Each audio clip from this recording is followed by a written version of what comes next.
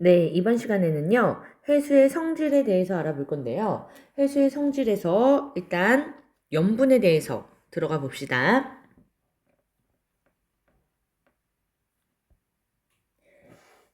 보자. 염분, 이렇게 나와 있지? 염분은 기준이 해수 1kg 속에 녹아있는 염류의 총량입니다. 그래서 염류의 총량, 이거를 그램수로 이렇게 나타낸 건데, 이 염류가 무엇인가? 얘는 요 아래쪽에 이렇게 나와 있지만, 해수에 녹아있는 모든 물질들을 염류, 이렇게 얘기해요. 종류들. 그래서 우리가 알고 있듯이 소금의 짠 성분. 그래서 NaCl이 가장 염류량이 높지. 그리고 염화 마그네슘. 이 정도는요. 순위도 알고 있는 게 좋고요. 그 다음에는 나머지 다양한 물질들이 있는데 눈여겨봐야 될 게 뭐냐? 해수에 녹아있기 때문에 얘들아 이온 결합 물질들이에요. 오케이, 요거는 우리가 지구과학이더라도 상식적으로 어떠한 결합을 하고 있는지 이렇게 알고 있으면 좋겠죠. 그래서 염류가 총 몇 그램 녹아 있는가 이거를 계산해 낸 게 그 해수마다 해양마다 염분 값이 정해집니다. 그 단위는요 PSU 이렇게 우리가 쓸 건데요. 이온 결합 물질들이기 때문에 전기전도도랑 관련이 있고요. 그래서 우리가 염분이 많다, 적다 이거를 PSU의 단위로 사용해요. 과거에는 이게 안 나와 있는데 프린트 상에는 나와 있죠. 퍼밀이라는 이러한 단위를 썼습니다. 그게요. PSU로 단위가 바뀌었어. 전 세계에서의 평균 염분은요, 약 35 PSU를 가져요. 33에서 37 정도의 편차가 있기 때문에 편차가 그리 크진 않습니다. 왜냐? 밑에서 언급이 될 건데요. 얘네들은 잘 섞이거든. 그래서 잠깐 먼저 보면 해수의 순환을 통해서 고르게 혼합되기 때문에 큰 편차는 없다라는 거. 하지만 염분이 특이하게 높은 해역들이 있는데 이유가 있거든요. 지중해는 평균에서 요 변화값을 벗어나지 하지만 조금 벗어나고 홍해도 마찬가지인데요. 사해 보세요. 사해는 200 PSU라고 하는 게 우리가 갑자기 몇 배가 된 거야. 그치? 약 6배에서 7배 이렇게 염분 차이가 급격하게 난다는 건 아주 명확한 이유가 있거든. 그랬을 때 홍해 이런 것들 한번 읽어보시고 사해 보자. 일단은 염분이 높다라는 건 쉽게 말해서 소금물 예를 들면은 짜다 이거야. 그런 상황이요. 증발량이 아주 많은데 강수량은 적어. 그래서 염분이 이렇게 높게 나타납니다. 우리가 어떤 상황을 선생님이 예를 들었냐면요. 지금 현재 소금물. 이거 용액이거든요. 여기 구성하고 있는 건요. 물, 용매와 용질 소금이란 말이야. 오케이? 그래서 얘가 용매. 얘가요. 용질. 이거를 해수라고 얘기를 하면은 똑같이 물이 있고요. 거기에 염류들이 있는 거야. 이해됩니까? 따라서 요 상황이 순수한 물이 얼마만큼 있느냐 이걸로 소금물이 짜다 아니면은 덜 짜다 이렇게 농도 얘기를 하듯이 해수의 염분 상황이 되는 거예요. 이해됩니까? 요 개념을 좀 잘 기억해 봅시다. 염분 35 PSU 해수에 들어있는 염류의 양 이렇게 나와 있죠. 1kg 기준이기 때문에 물은요 순수하게 965g이고요. 나머지 이 염류의 총량이 35g이라서 그램 단위가 생략되지 35 PSU가 됩니다. 근데 그 상황에서 가장 많은 건 염화 나트륨, 두 번째가 염화 마그네슘. 그래서 이 정도는 기억하시고요. 그래서 만약에 이온이 누가 제일 많냐라고 물어본다면 Na 플러스 Cl 마이너스 그리고 Mg2 플러스 여기서 또 ECl 마이너스가 이렇게 생기지? 따라서 염화이온이 가장 많이 존재한다라는 거 이런 것도 우리가 이해할 수 있겠죠. 염류는 그럼 어디에서 공급이 되느냐라는 건데요. 쓱 보면 음이온과 양이온의 공급처가 조금 다르거든. 해저 화산 활동에 의해서 여러 가지 화산가스의 이러한 성분들, 요런 것들이 공급되고요. 육지에서 강물이 유입됩니다. 그때요, 암석들, 규산염 광물들 기억납니까? 규산염 광물들 얘네들이요. 양이온과 결합하고 있었거든. 그래서 요 양이온들이 또 이런 식으로 유입돼. 오케이? 따라서 염류가 공급되면 얘네들끼리 이렇게 녹아 들어가 있다라는 거. 염분비 일정 법칙 중요합니다. 요거는 내신에서요. 계산 문제 반드시 나올 거야. 각 해양에서는 염분이 다 달라요. 아까요. 33에서 37 PSU의 범위. 물론 사이처럼 200 PSU 이렇게도 되지만 이렇게 지금 각각 모두 달라요. 하지만 주요 염류 사이의 비율은 일정하게 유지됩니다. 이걸 선생님이 좀 예를 들어서 이해를 시켜주겠습니다.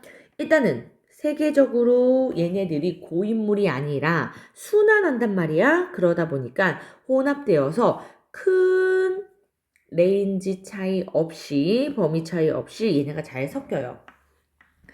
따라서 염류의 한 종류 질량만 안다면 우리가 다른 성분들을요, 그 비율로서 계산해낼 수 있습니다. 해수 35psu와 40psu 이렇게 염류량을 알려주고 그 다음에 각각 여기를 x, 뭐 y 이런 식으로 이제 지워놓을 거야. 그럼 우리가 계산을 해야 되는데요.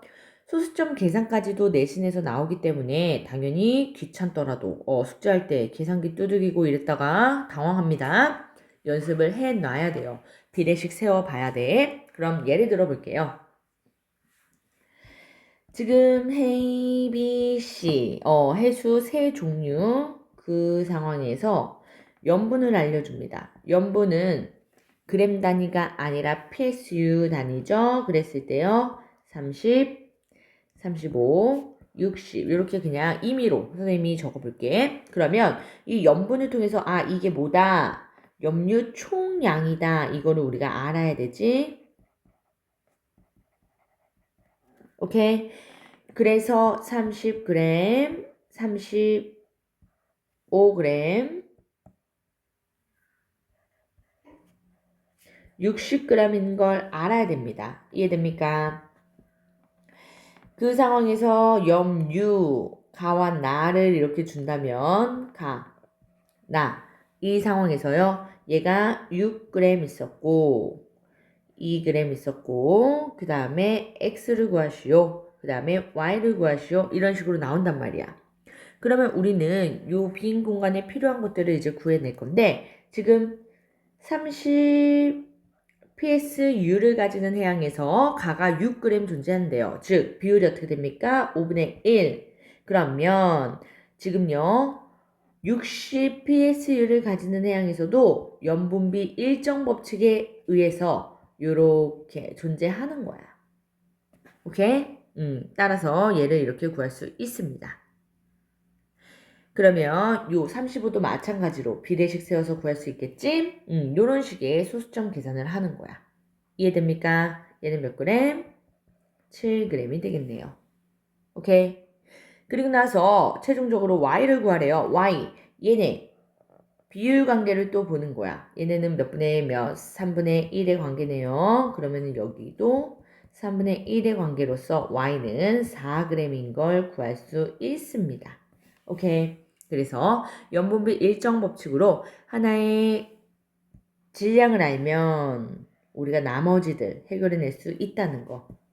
오케이. 연습을 꼭 해봐야 돼요. 뒤로 넘어오면요. 표층, 염분 분포 및 변화에 영향을 미치는 요인 아주 중요해요. 이게요. 보기 하나하나로 들어가면서 우리 혼란을 가중시킬 건데 표층 염분이라고 생각하면 되고 얘네들은 변합니다. 그리고 아까 말한 사해나 이런 특수 상황처럼 왜 높니, 왜 낮니 이거를 계속 물어볼 거야. 그래서 정확하게 이해하셔야 돼요. 첫 번째, 염분의 변화는 즉 염류의 총량 변화보다는 얘들아 강수량, 증발량과 같은 순수한 물의 양이 관건입니다. 아까 언급한 것처럼 얘들아 소금물을 만들 건데 소금의 양은 그대로래. 근데 소금의 농도를 진하게 또는 옅게 할 수 있는 건 누구 때문이다? 추가되는 물 때문이다 라는 거야. 이해할 수 있겠어? 따라서 지금 강수량과 증발량 요 순수한 물로 인해서 염분의 변화가 생긴다라는 겁니다. 쉽게 말하면 농도 변화가 일어난다. 즉 염류는 녹아있는 물질들은요 안 변하고 증발하지도 못해 추가되지도 않아. 그렇기 때문에 순수한 물의 양이 드나드는 걸로 우리는 판단할 거야. 증발량, 강수량 가장 중요한 요인입니다. 증발량이 많다. 이거는 순수한 물만 날아가는 거거든. 그러니까 짠 소금물이 되겠죠. 강수량이 적다. 마찬가지로 물이 많이 추가되어야 희석될 건데 얘는요. 짠 소금물이 되는 조건이다 이거야. 추가되는 물이 적다. 농도가 진하다. 그러니까 염분이 높겠죠. 근데요. 얘네를 따로도 물론 이렇게 비교하는데 같이 비교하는 방법은 증발량 마이너스 강수량 이거 중요합니다 얘들아. 증발량 마이너스 강수량으로 염분을 비례하게 우리가 판단할 거야. 증발량 마이너스 강수량이 이렇게 비례하는 상황이다 라는 걸 우리가 이해하면요. 어떠한 관계가 나오냐면 기압이랑 관련이 있습니다. 증발은 많이 되고 바람이 잘 부니까 증발은 많이 되고 비는 적게 와. 이런 상황이요. 고기압대 상황이라서 밑에 선생님이 기압대 다 정리해 놨는데 증발량과 강수량을 각각 물어보지 않고 이렇게 마이너스 관계로 물어봤을 때는요. 한 번 더 헷갈릴 수 있다는 거 조심하세요. 강물, 담수의 유입 이렇게 나와 있지. 순수한 물이 추가되잖아. 그러니까 염분은 낮아지겠죠. 오케이, 염분이 낮아집니다. 강물의 유입량이 많으면 염분이 낮아지는 이러한 반비례 상황, 비례 상황, 반비례 상황 이렇게 외우지 마시고 상황을 이해하면서 물이 더 첨가됐네? 그러면 농도 옅어지겠구나. 물이 빠져나가는 상황이네? 증발되는 상황이네? 그러면은 농도 진해지겠구나. 이렇게 생각하는 게 좋겠어요. 대양, 이거는 태평양이든 대서양이든 큰 바다, 해양의 중심부보다는요, 대륙 연안, 주변부 가장자리에서는 강물 유입량이 더 많겠죠. 그렇기 때문에 염분이 낮습니다. 해수의 결빙과 해빙 이렇게 나와있지. 해수가 얼어 결빙, 빙하가 되는 상황인데 그러면 얘가요. 염료를 다 끌고 가면서 짠 얼음이 되느냐? 그건 아니야. 순수한 물만 얼음으로 될 수 있다. 이렇게 기억하세요. 그럼 남아있는 해수의 염분은 높아지겠지. 오케이? 해빙은 빙하가 녹는 거야. 그러면은 염분 다시 낮아지겠죠. 짠 바다만 있었던 그러한 결빙 상황에서 순수한 물이 투입되니까. 오케이. 대서양의 중앙부와 난류 이거는 좀 별개로 기억을 해주는 게 좋습니다. 태평양보다는 대서양 중앙부가요. 좀 더 염분이 높아. 그래서 수치적으로 보시면 대서양 중앙부 이쪽에 좀 더 높은 상황, 태평양 중앙부보다요. 이렇게 확인할 수 있고요. 여기서도 마찬가지. 34, 5 정도의 태평양 중앙부와 대서양 36, 7 이렇게 되는 요 상황. 요걸로 조금 더 높다라는 거. 그리고 난류가 염분이 좀 더 높습니다. 한류보다. 그래서 이 정도는 그냥 다른 케이스로 기억해 주는 게 좋습니다. 그래프를 해석할 건데 표층의 염분 분포 그래프가 여러 가지 나와 있는데요.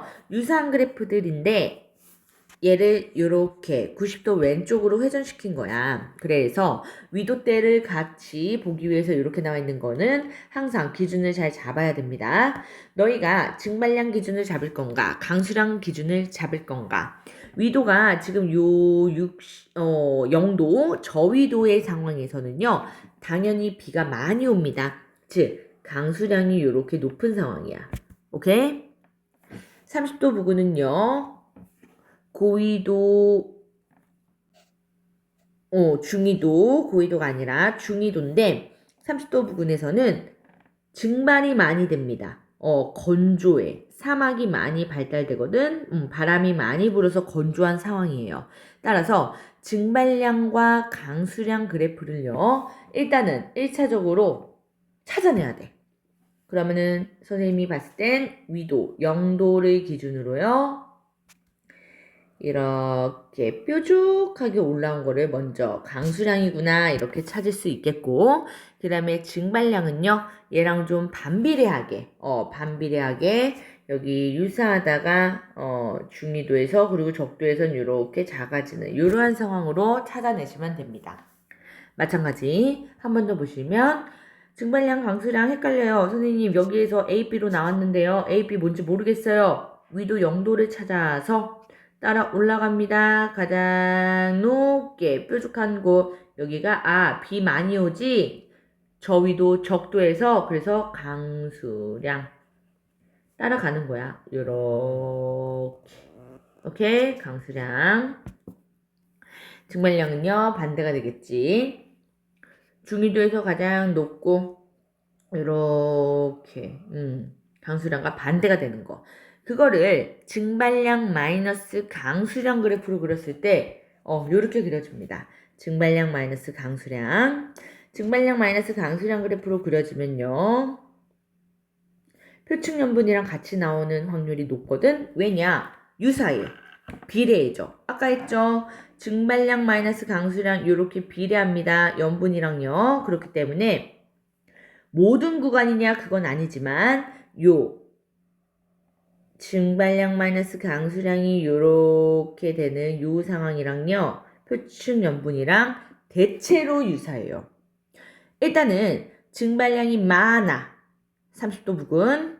강수량이 적어. 그래서 위도 30도 부분 때 요쪽에서 요렇게 요쪽이 큰 거야. 큰 봉우리. 양쪽으로 이렇게 볼록볼록 올라와 있죠? 그러니까 표층연분이 따라갑니다. 표층연분이 이렇게 비례하게 봉우리 두 개가 이렇게 그려져. 그런데 문제는 뭐냐? 극지방에서 경향이 달라져. 비례하지 않아요. 요거를 정리해 놨습니다. 밑으로 갈게요. 표층 염분 분포는 대체로 증발량 마이너스 강수량 분포와 일치합니다. 비례합니다. 그런데 적도, 위도 60도 부근은요. 일단은 염분이 낮지 저압대예요. 증발량보다 강수량이 커요. 즉 뒤에 요인이 크잖아. 이게 크고 앞에는 작은데 빼야 돼. 그러니까 전체 작아지죠.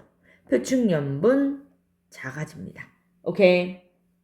위도 30도 부근은요. 염분이 높습니다. 왜냐? 고압대로서 증발량이 더 크단 말이야. 그러니까 앞에 게 크고 뒤에 게 작아. 강수량 빼도 크다 이거야. 그래서 표층 염분이 큰 쪽이에요. 극지방 고위도에서는요. 경향을 근데 안 따르지. 대부분 지금 이렇게 경향을 따랐지만 왜 안 따르는지 이거를 또 이해해야 돼요. 아까 염분에 영향을 주는 요인은요. 하나가 아니었어. 이렇게 여러 개가 있었죠. 그 중에서요. 지금 증발량 마이너스 강수량, 즉 증발량과 강수량 순수한 물의 투입 여부로 판단하는 건 중간까지의 중위도 부근까지의 요 위도대였어요. 그런데 극지방에서는요. 빙하 영향이 더 큽니다. 오케이.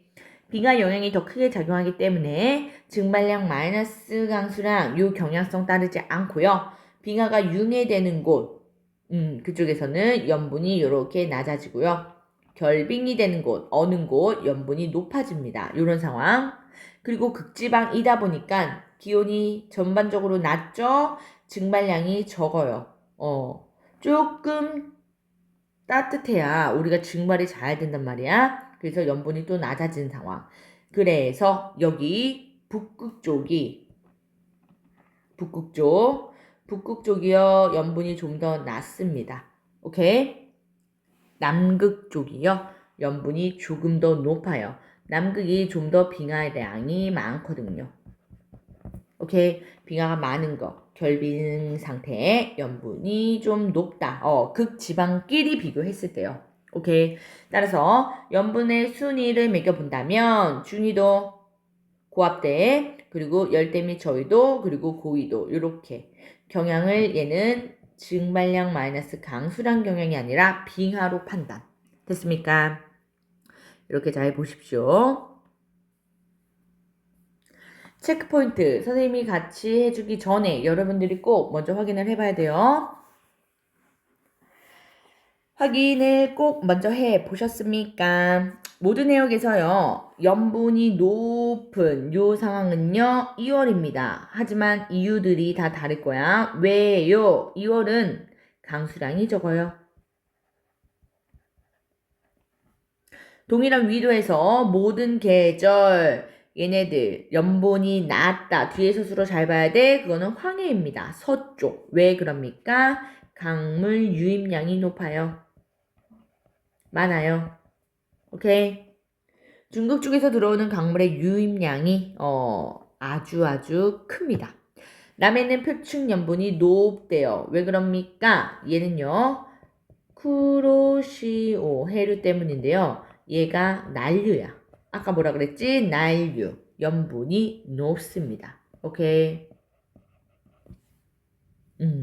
이렇게 해서요. 뒤에서 우리나라 주변 해수는 더 좀 자세히 볼 건데 워밍업으로 한번 정리해 봤습니다. 다음 장에 해수의 용존기체 요거 들어갈게요. 네, 첫 번째 용존기체에 보시면 해수 표면을 통해서 해수 속으로 들어가 용해되어서 존재하는 녀석들인데 산소, 이산탄소, 얘네가 단연 중요하고요. 그리고 질소 등 여러 기체가 있습니다. 농도기 때문에 이렇게 밀리리터 퍼 리터 단위를 쓰고요. ppm 이런 식으로 농도 단위를 써요. 기체의 용해도는 중간중간 선생님이 언급을 했었는데요. 얘는 기억, 첫 번째가 아주 중요합니다. 수온이 낮을수록 우리가 시원한 탄산수 요거를 생각하라 그랬죠.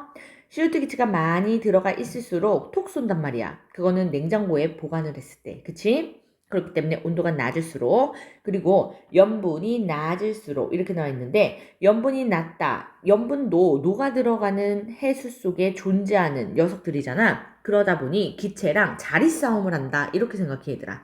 그래서 자리가 많이 있으려면 염분은 적어야 되겠지. 그러니까 용해도가 커지는 거야.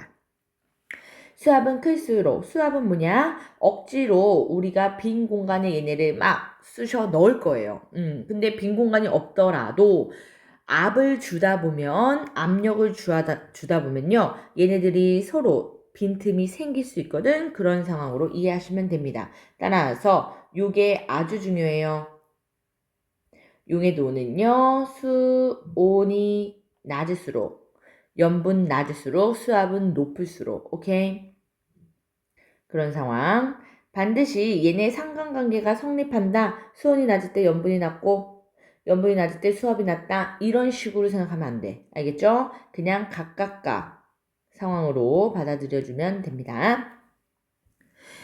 기체는 액체보다 열 에너지를 더 많이 가지고 있거든. 그러다 보니 쉽게 방출해서 열을 내보낼 수 있는 그러한 수온 낮은 상태가 용해도가 증가한다. 이런 것도 서브적으로 알고 있으면 좋긴 할 텐데 그래도 기본 개념은 우리가 사이다.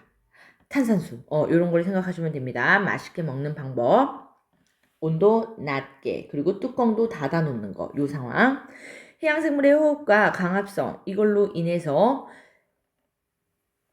가장 윗부분, 표층 해수부터 점점 수심이 깊어질수록 기체의 용해도가 달라져요.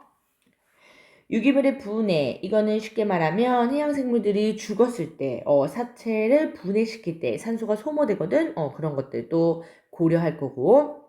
기체 종류에 따른 또 특성이 있습니다. 이것은 이산탄소 자체가 산소보다 일단은 많이 녹아. 그런 것들도 이제 이유가 될 거고요.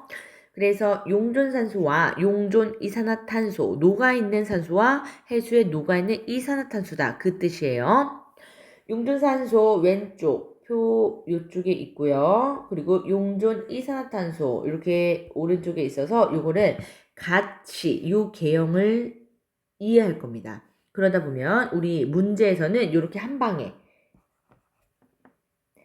A 기체의 요 변화값 그리고 B 기체의 요 농도 변화값 요렇게를 같이 나오는 문제 기출 이제 자주 만날 거야. 일단은 따로 또 같이 얘네들의 구간별로 어떤 상황인지를 볼 겁니다. 일단 용존산소량 얘는요 첫 번째 수심 100m 이내에 둘 다 표층에서는요 얘네들이 가장 농도가 높고 CO2는 가장 농도가 낮아. 오케이? 그런 상황을 이해하셔야 되는데요. 일단은 대기로부터 녹아들어온 산소가 많이 있고요. 여기에서 살고 있는 식물성 플랑크톤들 얘네가요 광합성을 해줍니다. 광합성을 해주는 걸로 요 두 기체의 운명이 달라졌는데 광합성할 때 CO2는요 반응물 소모돼.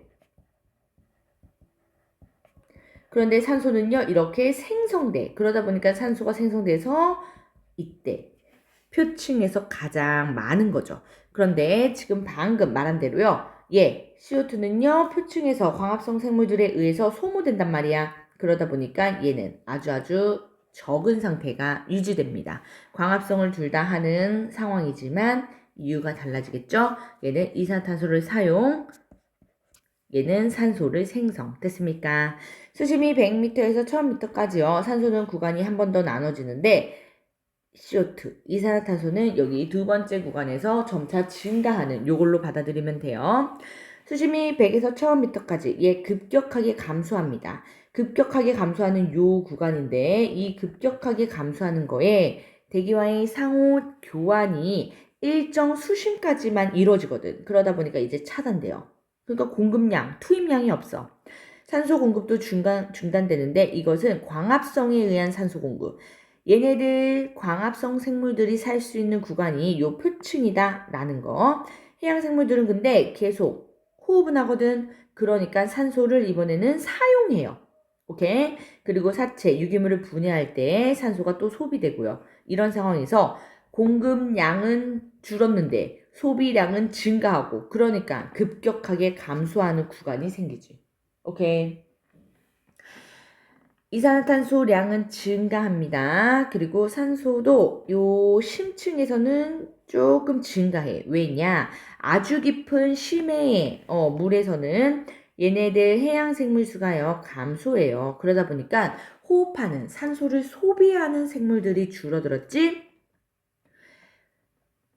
극해역의 찬 해수는 수온이 낮지. 그러니까 용해도가 큰 기체 용해도요. 큰 해수들이야. 그러니까 얘네로 인해서 유입되는 양이 있어요. 저 심해에서는. 그리고 CO2, 광합성량은 감소했기 때문에 이제는 소모되는 양이 준 거야 점점 증가합니다.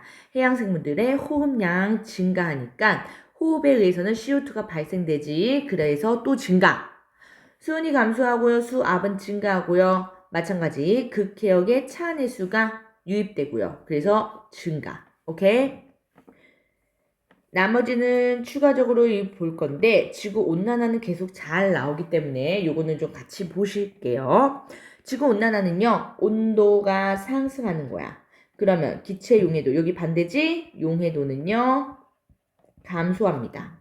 그러니까 요 상황은 수권에 감소된 상황, 기권으로 날아간 상황. 그러면 기체의 CO2 온실기체인데 걔가 녹지 못하고 날아갔어. 계속 악순환, 지구온난화를 가속화. 이렇게 되는 거야. 내용 읽어보시면 이해가 되실 겁니다.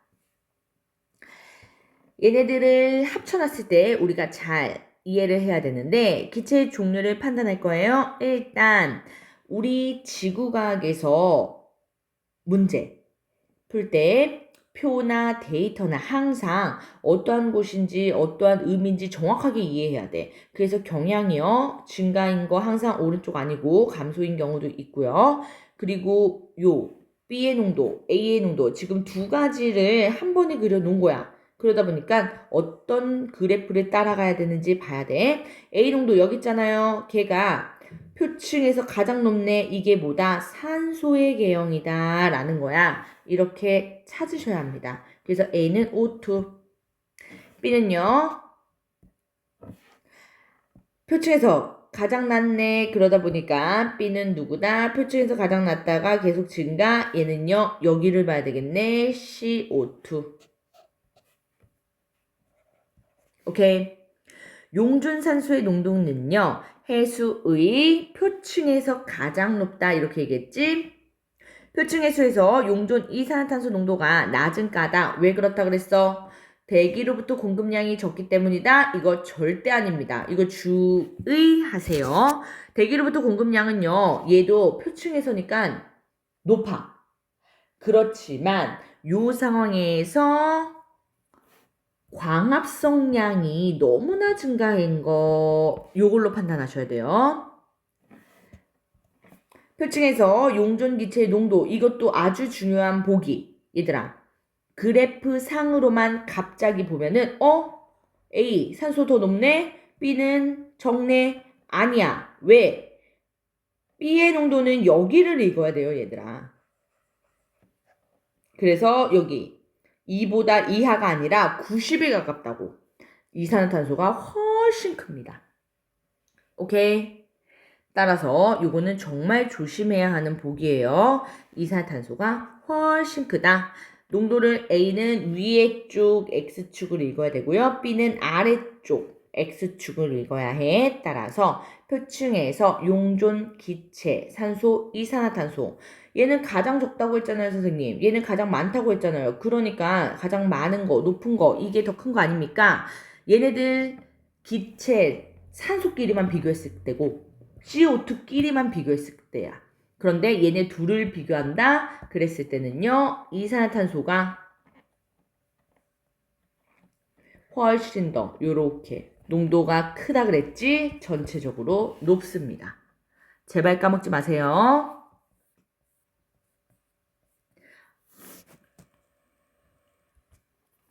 네, 이론 문제 풀고 두 번째 파트는 잠깐 끊었다 갈게요.